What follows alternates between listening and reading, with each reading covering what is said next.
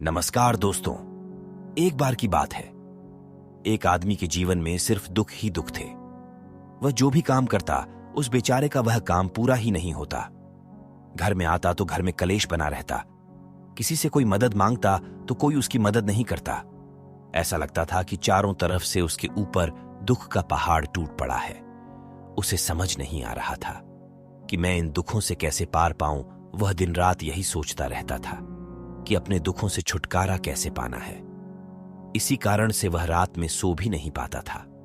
उसकी आंखों के नीचे बड़े बड़े काले घेरे बन गए थे, जो इस बात का प्रतीक थे कि वह आदमी कितना दुखी है और कितना चिंतित है। कभी कभी तो उसके मन में आत्महत्या करने के भी ख्याल आते थे, लेकिन अपने परिवार की चिंता करके वह यह कदम नहीं उठा पाता।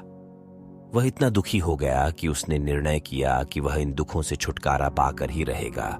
इसके लिए चाहे उसे कितनी ही मेहनत करनी पड़े, कुछ भी करना पड़े, चाहे अंगारों पर चलना पड़े, लेकिन इन दुखों से छुटकारा हासिल करके रहेगा। ऐसे ही एक दिन उसने अपने मित्र से पूछा कि मैं अपने जीवन को कैसे सुधारें। उसके मित्र ने उसे बताया कि तुम किसी बाबा के पास जाओ। बाबाओं के पास ऐसा मंत्र होता है जिससे सारे दुख मिट जाते हैं, जीवन खुशियों से भर जाता है और धन संपदा भी हासिल होती है। तुम किसी ऐसे बाबा को ढूंढ लो, बस तुम्हारा काम बन जाएगा।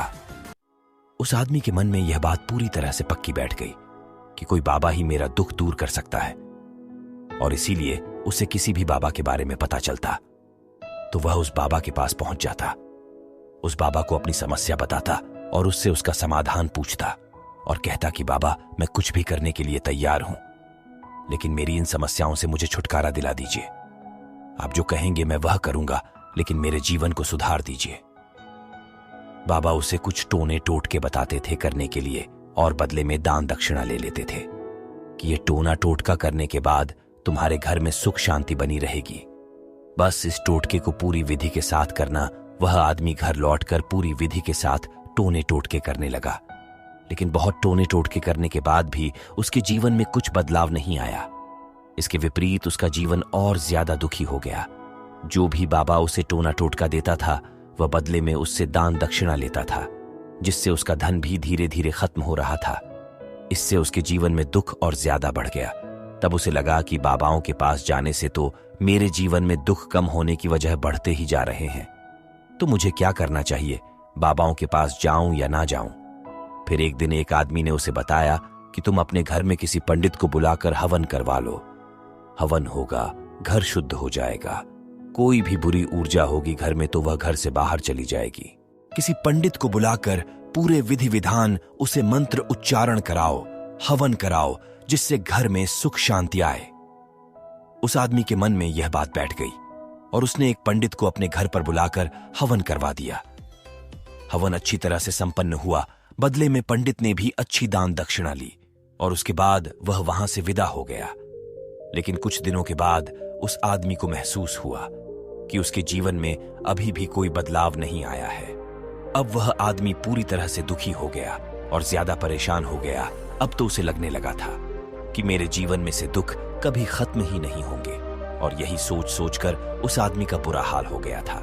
फिर एक दिन उसे अपने मित्र से एक ऐसे बाबा के बारे में पता चला जो समाधान बताने के लिए कोई दान दक्षिणा नहीं लेता था। उस आदमी को लगा कि यह बाबा दूसरे बाबाओं की तरह नहीं हो सकता, क्योंकि यह तो दान दक्षिणा लेता ही नहीं, और अगर दान दक्षिणा नहीं लेता तो यह सच में कोई सिद्ध बाबा होगा। और यही सोचकर वह उस बाबा के पास पहुंच जाता है। जब वह आदमी वहां पर पहुंचता है तो वह बाबा ध्यान में बैठे हुए थे।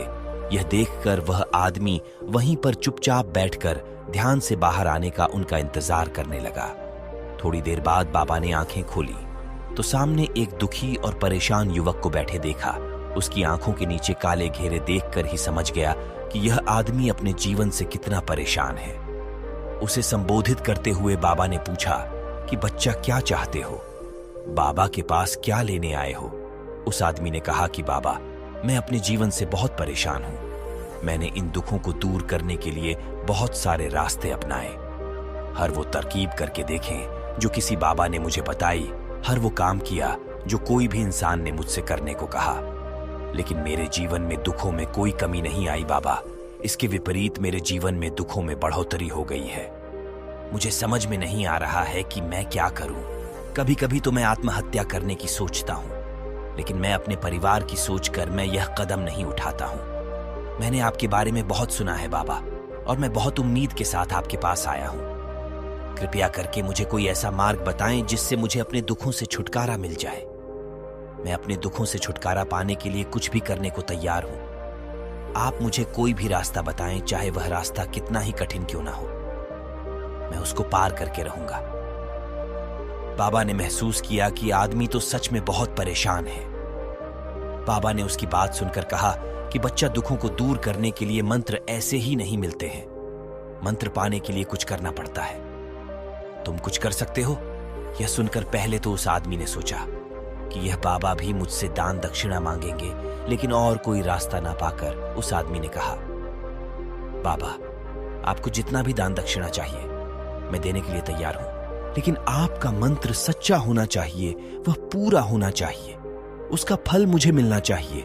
उसके बाद मैं आपको जो भी दान दक्षिणा लेना चाहते हो मैं आपको दे दूंगा। बाबा ने कहा, दान दक्षिणा तो बहुत छोटी चीज है, मुझे वह नहीं चाहिए। इस पर वो आदमी सोच विचार करके बोला, तो बाबा, मैं अंगारों पर भी चलने के लिए तैयार हूं, आप मुझे बस आज्ञा दीजिए। बाबा ने कहा कि अंगारों पर चलने वाली छोटी चीज मैं तुमसे नहीं कराने वाला हूं। मैं जो तुमसे कराने वाला हूं वह बहुत कठिन मंत्र है, उसे पूरा कर पाओगे? उसने कहा, बाबा, आप मुझे बताइए तो सही, मुझे करना क्या होगा? मैं कुछ भी करने के लिए तैयार हूं। इस पर बाबा ने उसे कहा कि यहां से जब तुम अपने घर जाओ तो रास्ते में अपने मन में यह दोहराते जाना कि मैं सुखी हूं, मैं सुखी हूं। बार बार अपने मन में यही दोहराना और याद रहे, जुबान पर यह नहीं आना चाहिए, यह सिर्फ मन में दोहराना है। यह सुनकर वो आदमी बोला, बाबा, बस इतनी सी बात, यह तो मैं चुटकी बजाते कर लूंगा, लेकिन इससे होगा क्या? बाबा बोले कि इस मंत्र को करके तो देखो, वैसे भी तुमने इतने बाबाओं के मंत्र किए हैं, तो इस मंत्र को भी करके देख लो। उस आदमी ने सोचा कि बाबा कुछ दान दक्षिणा तो ले नहीं रहे हैं, और छोटा सा मंत्र है, इसे तो मैं कर ही लूंगा। वो बोला, ठीक है बाबा, मैं यह मंत्र जरूर करूंगा। और वो आदमी यह कहकर वहां से चलने लगा। लेकिन जैसे ही वह चलने लगा, पीछे से बाबा ने बोला कि बच्चा, एक बात याद रखना, जब तुम यह मंत्र अपने मन में दोहराना तो तुम्हारे मन में बंदर के विचार नहीं आने चाहिए, बंदर का ख्याल भी नहीं आना चाहिए, तो ही यह मंत्र सिद्ध होगा। आदमी बोला, मुझे तो आज तक बंदर का कोई विचार नहीं आया, तो अब क्यों आएगा? आप चिंता मत करिए बाबा, मैं बस मन में यही दोहराऊंगा कि मैं सुखी हूं, मैं सुखी हूं। इसके अलावा बंदर का कोई भी विचार मेरे मन में नहीं आएगा। यह कहकर वह आदमी वहां से चल देता है। वह अपने मन में मैं सुखी हूं, मैं सुखी हूं, यह दोहराता हुआ थोड़ी दूर ही चला था कि उसके मन में अचानक बंदर का ख्याल आ गया। बंदर का ख्याल एक बार आया और चला भी गया, लेकिन उस आदमी ने सोचा, आज तक तो मुझे बंदर का कोई भी विचार नहीं आया, यह आज बंदर का विचार क्यों आ गया? और ऐसे करके उसने उस बंदर के विचार को पकड़ लिया और यह भूल गया कि मुझे क्या मंत्र दोहराना है। और वह बंदर के बारे में सोचने लगा। जब थोड़ी देर बाद फिर से उसे होश आया तो वह फिर से अपना वही मंत्र दोहराने लगा जो बाबा ने उसे बताया था, मैं सुखी हूं, मैं सुखी हूं। लेकिन अचानक से उसे एक बंदर दिखाई दिया और यह देखकर फिर से उसके मन में बंदर का विचार उठ गया। और यह देखकर वह इस विचार को बाहर फेंकना चाहता था और वह चाहता था कि मेरे अंदर किसी तरह से बंदर का विचार ना आए। लेकिन उसे तो सामने बंदर ही दिखाई दिया। ऐसे ही जद्दोजहद करते करते घर पर पहुंचा और घर पर पहुंचने के बाद अपनी पत्नी को कहा कि हे बंदरिया, मुझे खाने में बंदर परोस दो। और जब उसे एहसास हुआ कि उसने क्या बोल दिया तो वह अपने बाल नोचने लगा और दीवारों में सर मारने लगा कि आज तक मुझे बंदर का कोई भी विचार नहीं आया और आज मुझे यह क्या हो गया है कि मुझे हर जगह बंदर ही बंदर नजर आ रहे हैं। यह कैसी माया है? यही सोच सोचकर वह आदमी रात भर सो नहीं पाया। रात भर करवटें बदलते रहा और सुबह उठकर सीधे उसी बाबा के पास पहुंच गया और उसके चरणों में गिरकर कहा कि बाबा, पता नहीं क्या चमत्कार हो रहा है, आज तक मुझे बंदर का कोई विचार नहीं आया, लेकिन कल से जब से आपने मुझसे कहा कि बंदर का विचार नहीं आना चाहिए, तब से मुझे हर जगह बंदर ही बंदर नजर आ रहे हैं। उस आदमी ने कहा कि बाबा, मुझे तो आपके पीछे पेड़ पर बैठा बंदर केले खाते हुए दिखाई दे रहा है, यह हो क्या रहा है? बाबा, यह सुनकर बाबा हंसने लगे। हा हा हा हा, बच्चा, मन का जाल एक ऐसा जाल है जिसे समझ पाना इतना आसान नहीं है।